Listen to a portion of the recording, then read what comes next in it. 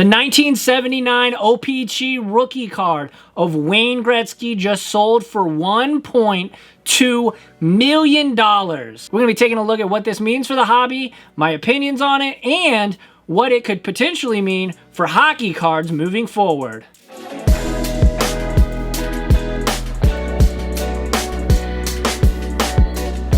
What's up, everybody? Welcome back to the channel. Like I said, today we are going to be taking a look at that Wayne Gretzky card that sold for $1.2 million. I'm really excited about this video and what it kind of means for the hobby. If you guys enjoy this video, get value out of it, or just find it a little bit entertaining, make sure to hit that like button. And if you're new here, I'm coming out with videos almost every single day here on the channel, so make sure to hit that subscribe button. It really does help the channel. I have about 300 videos on sports and sports cards, so a huge library. Feel free to check out the playlist right there. All right, so with all that out of the way, this is going to kind of be a free form, free flow kind of video where I just explain my thoughts, what happened, how it sold, and everything like that. But yeah, let's get into it. All right, Wayne Gretzky Ultra Rare Gem Mint 10, PSA 10 by the way, 1979 rookie card auction, sells for a record $1.29 million. This is historic. A hockey card, to my knowledge, has never sold for this much. Obviously, this is the man in hockey. In basketball, you can kind of debate, is it Kareem, is it Mike, is it LeBron, who's the GOAT? But in hockey, without a shadow of a doubt, Wayne Gretzky is the GOAT. I mean, the man has more assists than any other player has points, so that's saying a lot. But this is on Bleacher Report, y'all.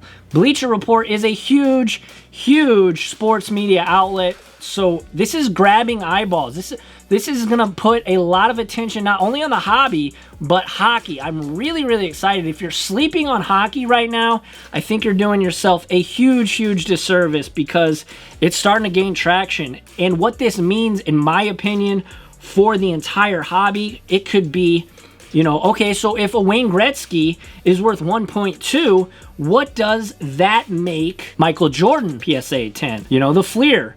What does, we just saw LeBron James RPA sell for a bunch of money. What does that do to that price now? It's going to continually, in my opinion, we're going to be seeing one-upping. And this is really good for the hobby. I think if you're not focused on hockey, this next season is really, really, like right now is the time to start getting into hockey. Obviously, if you have no idea and you're not interested in hockey, don't waste your time, money, effort.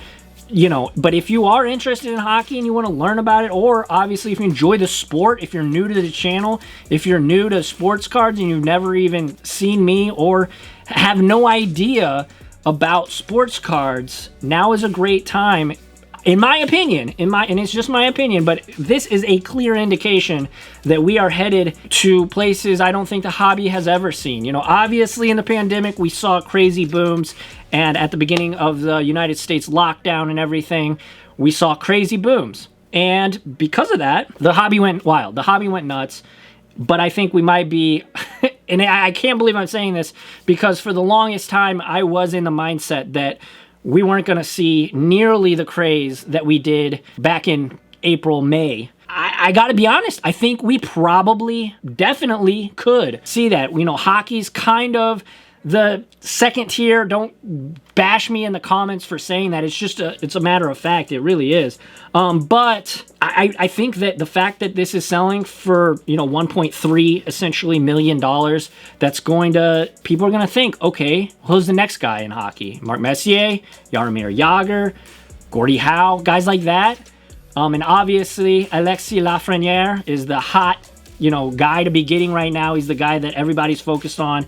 He's the next Sidney Crosby is what people are saying. It'll be interesting to see how this affects not only his cards, but the rest of the cards. The rest of the cards in the entire market for hockey. I'm sure trickle-down economics is going to actually work, because in sports cards, if I've learned anything over this last craze of the last, you know, 10, 11 months, has been once the top dogs of the sport start to go for crazy money, it really does start to trickle down.